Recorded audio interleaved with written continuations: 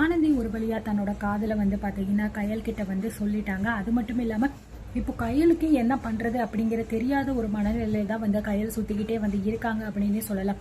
ஒரு பக்கம் தன்னோட குடும்பத்துல எப்படி இந்த ஆனந்தியோட கல்யாண விஷயத்த பத்தியும், அது மட்டும் இல்லாம எப்படியோ அவ லவ் பண்ற விஷயத்த நம்ம சொல்ல போறோம் அப்படின்னு தெரியாம ரொம்ப முழிச்சுக்கிட்டு இருக்கேன்.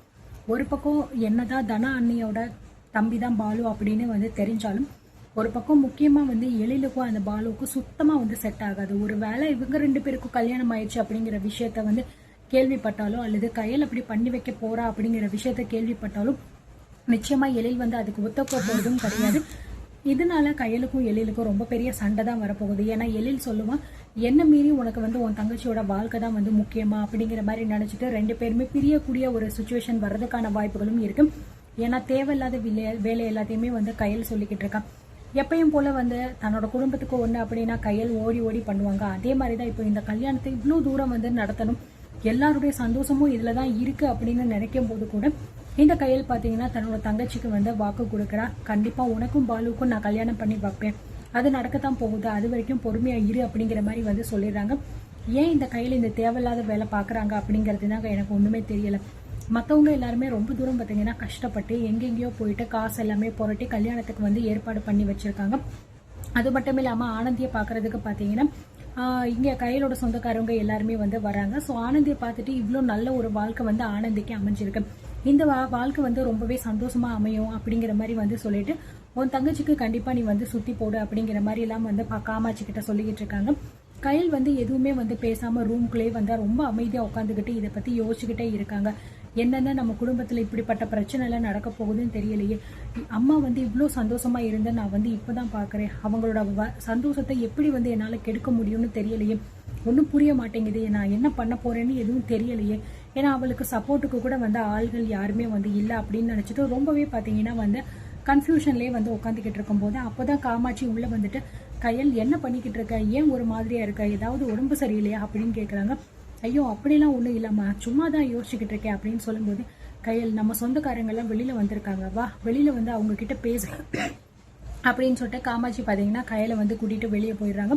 ஸோ வெளியில வந்தோடனே பார்த்தீங்கன்னா அவங்க ரிலேட்டிவ்ஸ் எல்லாமே கையல் கிட்ட பேசுறாங்க. உன் தங்கச்சி ரொம்ப பிடித்து வச்சவ, இவ்வளோ பெரிய வீட்டில் வந்து மருமகளா போறா, உன் தங்கச்சி ஆனந்திக்கு நீ சுத்தி போடு கையல், ஏன்னா நாங்களே வந்து அதிகமாக அவளை வந்து கண்ணு வச்சுட்டோம், அந்த திருஷ்டியெல்லாம் வந்து விழுந்துடக்கூடாது அப்படின்னு சொல்லிட்டு வந்து சொல்லிக்கிட்டு இருக்காங்க.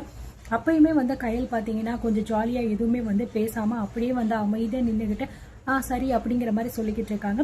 அது மட்டும் இல்லாமல் காமாட்சி பார்த்தீங்கன்னா இது எல்லாத்தையுமே கேட்டுட்டு ரொம்பவே சந்தோஷமா சிரிச்சுட்டு வந்து இருக்காங்க. ஸோ அப்படி காமாட்சி சிரிச்சுக்கிட்டே இருக்கிறத பார்த்த கையில் வந்து நம்ம அம்மா வந்து இந்த மாதிரி ஒரு சந்தோஷத்தை அனுபவிச்சு நான் பார்த்ததே கிடையாது, இப்படிப்பட்ட ஒரு சந்தோஷத்தை கெடுத்து நான் வந்து அவங்கள அள வைக்கணும்னு நினைக்கிறேன்னா அது எப்படி என்னால் பண்ண முடியும்னு எனக்கு ஒன்றும் தெரியலையே, என்ன பண்ண போறேன்னு கடவுளே அப்படிங்கிற மாதிரி வந்து முழிச்சிட்டே இருக்காங்க. அதுக்கப்புறம் கையிலும் பார்த்தீங்கன்னா இதுக்கப்புறம் நம்மளால அங்கே நிற்க முடியாது அப்படின்னு சொல்லிட்டு அந்த இடத்த விட்டு அப்படியே நகர்ந்து வந்து, சரி நீங்கள் பேசிக்கிட்டு இருங்க நான் வரேன் அப்படிங்கிற மாதிரி சொல்லிட்டு வந்து போகும்போது காமாட்சி பார்த்தீங்கன்னா உடனே கையில் பின்னாடி வர, என்ன கையில் என்ன ஆச்சு, எனக்கு ஏதாவது பிரச்சனையா, எதுக்காக அமைதியாக இருக்கா அப்படிங்கிற மாதிரி வந்து கேட்குறாங்க. ஸோ அப்போ கூட பார்த்தீங்கன்னா நம்ம கையில் வந்து எதுவுமே பதில் சொல்ல மாட்டேங்கிறாங்க. அப்போல்லாம் ஒன்றும் கிடையாதுமா, நான் எப்பயும் போல் நார்மலாக தான் இருக்கேன், கொஞ்சம் சின்னதாக தலைவலிக்குது அவ்வளோதான், மற்றபடி ஒன்றும் கிடையாது அப்படிங்கிற மாதிரி வந்து சொல்லி அப்படியே சமாளிக்க செய்கிறாங்க.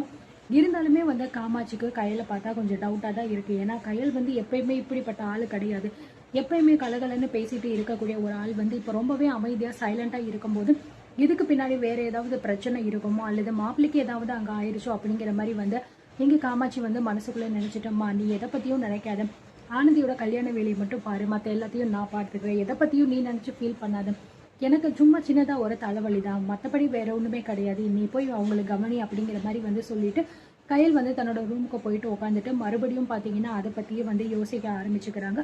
ஸோ எப்படியாவது நம்ம ஆனந்தியோட கல்யாணத்தை நடத்தி வைக்கணும், ஆனால் எப்படி நடத்தி வைக்க போகிறோம் அப்படின்னு தெரியலையே. ஒரு பக்கம் பார்த்தீங்கன்னா அம்மாவோட சந்தோஷம், குடும்பத்தோட கௌரவம், இது எல்லாத்தையுமே வந்து பார்க்கணும். அதுவும் மீனாட்சி இப்போ கையலுக்கு தோன்ற ஒரே விஷயம் என்ன அப்படின்னா ஆனந்திக்கு கொடுத்த வாக்கை வந்து எப்படி நம்ம நிறைவேற்ற போறோம் அப்படிங்கறது மட்டும்தான். ஒரு பக்கம் வந்து பாத்தீங்கன்னா குடும்பத்துல பல பிரச்சனைகள் இதனால வரப்போகுது அப்படிங்கறதையும் வந்து கையல் தெரிஞ்சுக்க போறாங்க. எழிலுக்கு இந்த விஷயம் தெரிய வந்துச்சு அப்படின்னா கண்டிப்பா எழில் வந்து பெரிய பிரச்சனை வந்து பண்ண போறாரு. அது மட்டும் இல்லாமல் கயலுக்கு சப்போர்ட்டாக இப்போ ஒருத்தருமே இல்லாத இந்த நிலைமையில வந்து ரொம்பவே குழம்பி போய் இருக்காங்க. இந்த விஷயத்த நம்ம வீட்டில் உள்ளவங்க கிட்ட எப்படி நம்ம சொல்ல போகிறோம்? நம்ம அம்மா வந்து இதை எப்படி ஏற்றுப்பாங்க? ஏன்னா அவங்க ஆனந்தி கல்யாணத்தை பொறுத்த வரைக்கும் நிறைய கனவுகளோடையும் சந்தோஷத்தோடையும் வந்து இருக்காங்க. தான் பொண்ணு வந்து இப்படிப்பட்ட ஒரு நல்ல வாழ்க்கைக்கு வந்து போக போகுது அப்படிங்கிற ரொம்ப சந்தோஷத்துல இருக்கும்போது இந்த மாதிரி நம்ம இந்த கல்யாணம் வந்து வேண்டாம், அவ வந்து வேற ஒரு பையனை லவ் பண்றா, அதுவும் வந்து அந்த பையன் ஒரு ஆட்டோக்காரன் அப்படிங்கிறது தெரிஞ்சிச்சு அப்படின்னா நிச்சயமா வந்து அதுக்கு வந்து யாருமே வந்து ஏத்துக்க போறது கிடையாது. ஆனந்தியோட வாழ்க்கை நல்லா இருக்கணும் அப்படிங்கிறதுக்காக அந்த பையனை மறந்துட்டு இந்த கல்யாணத்தை பண்ணிக்கவும் சொல்றதுக்கு எல்லாருமே ரெடியா இருப்பாங்க. பத்தாததுக்கு இந்த கல்யாணத்தை வந்து தர்மலிங்கம் தான் வந்து ஏற்பாடும் பண்ணியிருக்காரு இந்த சம்மந்தத்தை. அப்படி இருக்கும்போது எப்படி வந்து அவங்களுக்கு துரோகம் பண்ண முடியும் அப்படிங்கிறதையும் ஒரு பக்கம் யோசிப்பாங்க. ஸோ நிச்சயமா வந்து இந்த கல்யாணம் நடக்கிறதுக்குள்ளே ஒரு பெரிய பிரச்சனை நடக்க போகுது அப்படிங்கிறது மட்டும் நல்லாவே வந்து தெரியுது. இப்போதான் வந்து பார்த்தீங்கன்னா கல்யாணத்துக்கு தேவையான எல்லா விஷயங்களையுமே முடிச்சுட்டு மண்டபத்துக்கு போயிட்டு மற்ற விஷயங்கள் எல்லாமே வந்து பார்த்துட்டு கல்யாணத்தை பண்ணலாம் அப்படிங்கிற மாதிரி முடிவு எடுத்திருக்காங்க. ஸோ கிட்டத்தட்ட இந்த விஷயம் பார்த்தீங்க அப்படின்னா எப்படியும் ஒரு 2 வாரம் 3 வாரம் கிட்ட வந்து போக போகுது. கடைசியில் தான் வந்து ஆனந்திக்கும் பாலுக்கும் கல்யாணம் அப்படிங்கிற ஒரு விஷயமே வந்து வரப்போகுது அப்படிங்கிற மாதிரி தான் வந்து கொண்டு போக போகிறாங்க. அண்ட் நீங்கள் என்ன நினைக்கிறீங்க அப்படிங்கிறத கண்டிப்பாக கமெண்ட்டில் சொல்லுங்கள். ஆனந்திக்கும் பாலுக்கும் கல்யாணமான நல்லா இருக்குமா, இல்லை ஆனந்தி கௌஷிக்க கல்யாணம் பண்ணிக்கிட்டாங்க அப்படின்னா நல்லா இருக்குமா அப்படிங்கிறத சொல்லுங்கள். அண்ட் எழிலுக்கு இந்த விஷயம் தெரிஞ்சிச்சு அப்படின்னா அவர் வந்து என்ன ரியாக்ட் பண்ண போகிறாரு, அது மட்டும் இல்லாமல் நிச்சயமாக வந்து பாலுவுக்கு எழிலுக்கும் எவ்வளோ பெரிய பிரச்சனை இருக்குது அப்படிங்கிறது இப்போ கயலுக்கும் சரி, அது மட்டும் இல்லாமல் ஷாலினி ஆனந்தி இவங்க எல்லாருக்குமே வந்து தெரியும். ஒவ்வொரு நேரத்துலையுமே வந்து நிறைய விஷயங்கள் பாலு வந்து பண்ணதுனால தான் எழிலோட எல்லா விதமான பிளானுமே வந்து சொதப்பலா போச்சு. அது மட்டும் இல்லாமல் தனக்கு கிடைக்க வேண்டி இருந்த அந்த லோனுமே வந்து கடைசியில் கிடைக்காம ஒட்டு மொத்தமாக வந்து எல்லாமே போயிருச்சு அப்படிங்கிற மாதிரி தான் இந்த பக்கம் எழில் வந்து நினச்சிக்கிட்டு இருக்காரு. இந்த நேரம் பார்த்து இப்படிப்பட்ட ஒருத்தன் தான் வந்து ஆனந்தியை கல்யாணம் பண்ணிட்டு இந்த வீட்டுக்குள்ளே வரப்போகிறான் அப்படிங்கிறது தெரிஞ்சிச்சு அப்படின்னா அதுக்கு எழில் வந்து ஒரு காலத்துக்குமே வந்து ஒத்து வர போகிறது கிடையாது. ஏற்கனவே அவனோட ஆட்டோவை எரிச்சதுக்கே வந்து எழிலுக்கும் கயலுக்கும் தான் வந்து சண்டை நடந்துச்சு. நீங்கள் ஏன் பொறுமையாக இருக்க மாட்டேங்கிறீங்க, பொறுமையாக இருந்தால் தான் ஏதாவது நம்மளால் பண்ண முடியும் அப்படிங்கிற மாதிரி வந்து சொல்லிக்கிட்டே இருந்தாங்க. அப்போயே வந்து எழில் சொல்லிட்டான், பொறுமையாக இருல, எந்த விஷயத்தில் இருக்கணுமோ அந்த விஷயத்தில் தான் கையில் இருக்க முடியும். இந்த விஷயத்தில் வந்து எதுக்காக நீ எனக்கு சப்போர்ட் பண்ணாமல் அவனுக்கு சப்போர்ட் பண்ணிக்கிட்டு இருக்க அப்படிங்கிற மாதிரிலாம் வந்து பேசியிருப்பாங்க.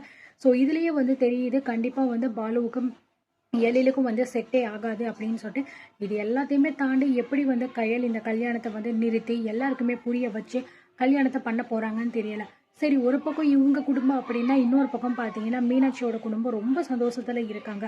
ஆனா இவ்வளோ தூரம் கொண்டு வந்து கடைசி நேரத்துல போயிட்டு அவங்கள வந்து ஏமாத்துறது அப்படிங்கிறது தான் இங்க ரொம்ப பெரிய ஒரு விஷயமா இருக்க போகுது.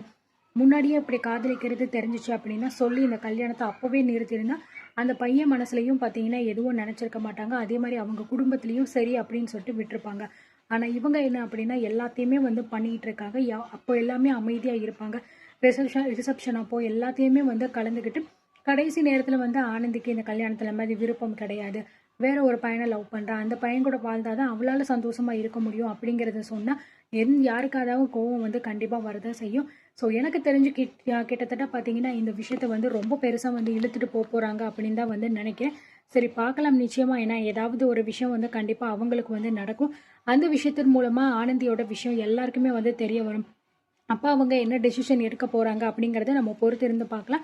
அண்ட் நீங்கள் என்ன நினைக்கிறீங்க அப்படிங்கிறத கண்டிப்பாக கமெண்ட்டில் வந்து சொல்லுங்கள். தேங்க்யூ.